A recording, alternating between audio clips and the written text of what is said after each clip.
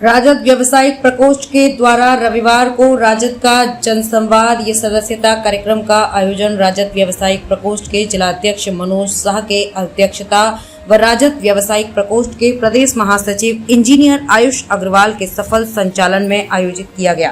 कार्यक्रम में मुख्य अतिथि के रूप में राजद महिला प्रकोष्ठ की प्रदेश अध्यक्ष ऋतु जायसवाल शामिल हुई। मुख्य अतिथि ऋतु जायसवाल, राजद महिला प्रकोष्ठ प्रदेश सचिव स्नेहा रानी, अनीता कुमारी, अररिया के पूर्व सांसद सरफराज आलम, राजद व्यवसायिक प्रकोष्ठ प्रदेश महासचिव इंजीनियर आयुष अग्रवाल, राजद जिलाध्यक्ष मनीष यादव, महिला प्रकोष्ठ की जिलाध्यक्ष लवली नवाब, प्रदेश सचिव महिला प्रकोष्ठ कामिनी गोयल, राजद नेता अविनाश आनंद, अरुण कुमार सिंह सहित अन्य ने संयुक्त रूप से दीप प्रज्वलित कर कार्यक्रम का शुभारंभ किया। कार्यक्रम के प्रथम चरण में मुख्य व विशिष्ट अतिथियों को बुके भेंट कर शॉल ओढ़ाकर सम्मान किया गया। सम्मान समारोह के उपरांत कार्यक्रम जनसंवाद कार्यक्रम की शुरुआत हुई। जनसंवाद कार्यक्रम में मौजूद लोगों को संबोधित करते हुए मुख्य अतिथि राजद महिला प्रकोष्ठ की प्रदेश अध्यक्ष ऋतु जायसवाल ने कहा कि राजद प्रदेश नेत्री श्रीमती ऋतु जायसवाल ने कहा कि न तो देश में रेल मंत्री हैं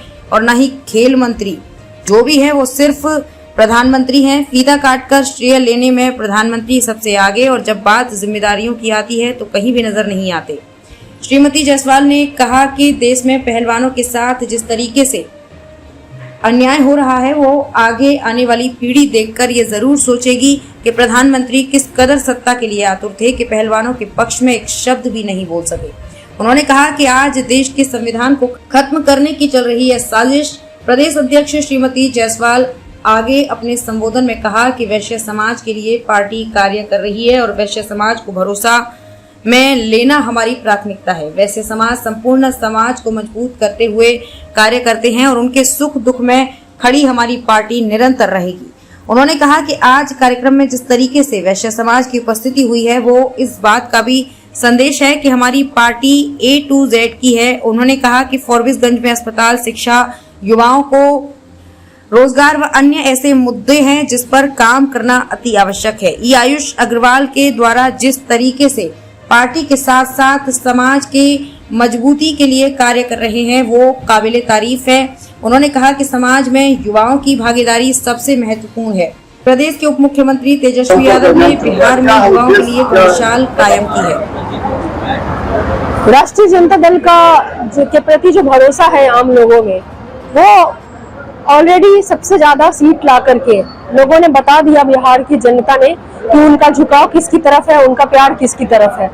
तो बस उसी में और मजबूती लाने के लिए और राष्ट्रीय जनता दल के प्रति लोगों का और भरोसा और विश्वास जीतने के लिए हम लोगों के बीच आए हैं। एक तरह से कह ले तो संगठन की मजबूती के लिए और खासकर आधी आबादी कि जब हम बात करते हैं तो आधी आबादी का भी जुड़ाव जो है वो राष्ट्रीय जनता दल के प्रति हो, इसकी वजह से और उनको उनके अधिकार भी मिले। सिर्फ यही नहीं है कि वो कोई सदस्यता ज्वाइन कर लेंगी और वो पार्टी की उनके हर तरह के अधिकार के लिए उनकी रक्षा, उनकी सुरक्षा, उनके व्यापार, अगर कोई महिला आगे आकर के कुछ करना चाहती है तो उनमें हम सभी राष्ट्रीय जनता दल की महिलाएं जो किसी न किसी पद पे है वो सहयोग करेंगी, उनको इन योजनाओं का लाभ दिलाने का कोशिश करेंगी।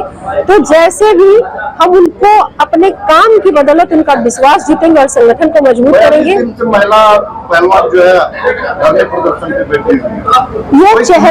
ये चेहरा भी दिखाने की जरूरत है। जो भाजपा बेटी बचाओ का नारा लगाई, उसके उस नारे के नीचे लिख देना चाहिए था बेटी बचाओ, लेकिन नीचे लिखना चाहिए था भाजपाइयों से बचाओ। आज भाजपा के सांसद के द्वारा उन्हीं बेटियों पे किस तरह से प्रताड़ना दिया गया, उन्हें प्रताड़ित किया गया, उनके अंगों पर टच किया गया, उन्हें जो एक बच्ची जो नाबालिग थी उसको तक नहीं छोड़ा गया। और आप जानते हैं कि ये कानून ने हमें अधिकार दिया है कि अगर कोई नाबालिग बच्ची आगे से कहती है कि उसके साथ गलत हुआ है तो तुरंत FIR दर्ज करना है, तुरंत गिरफ्तारी होनी है, जांच बाद में होगी। लेकिन ये कैसा देश है, ये कैसा भाजपा की केंद्र सरकार है, किस तरह की जो बेटी बचाओ का नारा तो देती है लेकिन जब तक सुप्रीम कोर्ट नहीं कहती है तब तक FIR तक दर्ज नहीं होता है और FIR के बाद गिरफ्तारी तक नहीं होती है। और जिस पर यह आरोप लगा है वो आरोपी जो है वो संसद के अंदर संसद के अंदर सम्मानित हो रहा है और देश को सम्मान दिलाने वाली बच्चियां, देश को मेडल दिलाने वाली बच्चियां आज अपने सम्मान के लिए दिल्ली की सड़कों पे तिरंगे में लिपटी हुई गिड़गिड़ा रही है। क्या ये बेटी बचाओ का नारा था भाजपाइयों का और नरेंद्र मोदी जी का? जिन हादसे का अभी तक कुछ खुलासा नहीं हो पाया, क्या मानते हैं कि सरकार की विफलता है या क्या? आप देखिए ना, उन्होंने जिस तरीके से मोदी जी ट्रेन को झंडा दिखाने का काम करते हैं कि हरी झंडी दिखाते हैं और ये वो अपना क्रेडिट लेके जाते हैं कि भाई ऐसी ट्रेनें हमने चलवाई, तो आज जब उसी ट्रेनों का कहाँ गया उनका सुरक्षा कवच वाला वादा, जो उन्होंने कहा था कि सभी ट्रेनों के लिए, सभी रूट के लिए सुरक्षा कवच का प्रावधान है, जहां की ट्रेनें एक्सीडेंट नहीं होंगी, 300 मीटर की दूरी से पता चल जाएगा कि ट्रेन सामने से आ रही है और ऑटोमेटिक वो रुक जाएगा, तो इससे ट्रेन एक्सीडेंट को रोका जाएगा। कहाँ गई उनकी ये बातें? तो आज जब आप चीजों को जब लागू करते हो तो उसके लिए आप ताली बजवाते हो पूरे देश की जनता से, तो आज जो मौत हुई है उसके लिए मातम का भी जिम्मेवार आपको बनना होगा। मोरालिटी के आधार पे अपनी मोरल रिस्पॉन्सिबिलिटी समझते हुए प्रधानमंत्री जी को तुरंत इस्तीफा देना चाहिए अगर उनके अंदर मोरल रिस्पॉन्सिबिलिटी बची हुई है तो। बिहार के 8 मजदूरों की मौत हुई है। प्रशांत किशोर कहते हैं कि बिहार का बेटा मजदूरी करने के लिए पैदा हुआ है। अभी ये वक्त अगर हम कहें कि आंकड़ा 350 पार है, तो सिर्फ बिहार के ही मजदूर वहां पे नहीं होंगे, ये पूरे देश के लिए किसी का पिता मरा होगा, किसी के लिए किसी का सुहाग गया होगा, किसी का कोई बच्चा अनाथ हुआ होगा, किसी के बाप के सिर से उसके बच्चे सिर उठ गया होगा, उसका साया उठ गया होगा। तो ऐसे समय में प्रशांत किशोर जी संवेदना व्यक्त करने के बजाय राजनीति न करें और इस बात को वो अगर कहते कि कहाँ गया सुरक्षा कवच, जिन्होंने किराए बढ़ा दिए, इतने की फ्लाइट के बराबर किराया कर दिया कि एक गरीब के बस के बाहर की बात है, उन्होंने बांट करके रख दिया कि तुम्हारी जेब अगर नोट से भरी हुई है तो तुम ऐसे ट्रेनों का तुम जर्नी करोगे, और अगर नहीं है तो आप देख लीजिए कि आम जनता के लिए जो ट्रेन है उसकी क्या दुर्दशा है। जानवरों से भी बदतर कंडीशन में जनता उसके अंदर सफर कर रही है। क्या ये तो उनको ये बातें करने के बजाय आज वो आंकड़ा दिखा रहे हैं कि बिहार के मजदूर और उसका यही बिहार के मुख्यमंत्री को जिताने के लिए पैसा लेकर के जी जान लगा करके उनके शुभचिंतक बने हुए थे और पॉलिटिकल स्ट्रेटेजिस्ट बने हुए थे। और आज अगर वो बयान इस तरीके से दे रहे हैं कि कौन था, उसको बाइफरकेट कर रहे हैं कि वो मजदूर था या ये था वो था, जो भी मरे हैं वो देश में किसी न किसी का बेटा था, किसी न किसी का सुहाग था, किसी न किसी का पिता था, और उसकी जिम्मेवारी जो है वो प्रधानमंत्री ले और इस्तीफा दे। आपकी सरकारें क्या करेगी? जो भी बिहार के मजदूर घायल हैं या जिनकी मृत्यु हुई है उनके लिए क्या करेगी आपकी सरकार? तो ये ऑलरेडी जो है ना, अगर इस तरह की मौत होती है तो वहाँ पे उनके लिए सारे प्रावधान है, जैसे आपदा के तहत भी है तो भी है, या ट्रेन दुर्घटना में है वो तो केंद्र सरकार को उसकी जिम्मेवारी लेनी पड़ेगी, और बिहार सरकार से भी जो भी होगा वो अपना काम करेगी। तो मुझे लगता है कि इस पर बिहार सरकार क्या लेगी, वो किसी प्रवक्ता से आप अगर ये सवाल पूछे तो वो बेहतर बता पाएंगे। आज आप ऑर्बिस में जाइए, बड़ी संख्या में मारवाड़ी समाज के लोगों ने सदस्यता ग्रहण किया। आयुष अग्रवाल के द्वारा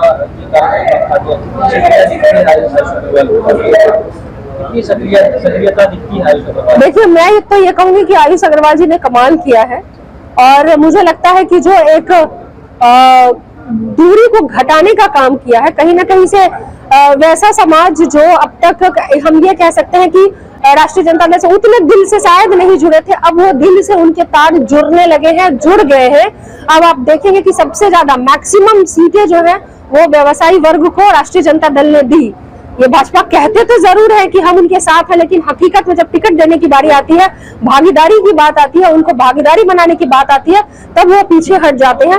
लेकिन अगर आप एक तरफ से मैं नाम गिनती करूं, इवन मैं रितु जायसवाल, मुझे टिकट देने का काम किया, गोपालगंज की बात कर ले, आप तारापुर की बात कर ले, आप शेर घाटी की बात कर ले, आप बेलसन विधानसभा की बात कर ले, रणविजय साहू जी की बात कर ले, समीर महासेठ जी की बात कर ले, एक लाइन से अगर मैं आपको नाम, विनोद जायसवाल जी, इतनी टिकट उन्होंने दिए हैं। तो भाई राष्ट्रीय जनता दल तो A to Z की पार्टी है, और ये जो दूरी जो है वो खत्म होकर के जो नजदीकी में बदली है, ये छटपटाहट है भाजपाइयों की, ये छटपटाहट है। तो मैं बता दूं कि दूरियां मिट करके A to Z एक मजबूत संगठन के तौर पर युवा हो, महिलाएं हो, बुजुर्ग हो, उनका भरोसा और उनका विश्वास राष्ट्रीय जनता दल के साथ जुड़ा है, तभी राष्ट्रीय जनता दल सबसे ज्यादा सीट लाने वाली पार्टी बनी है।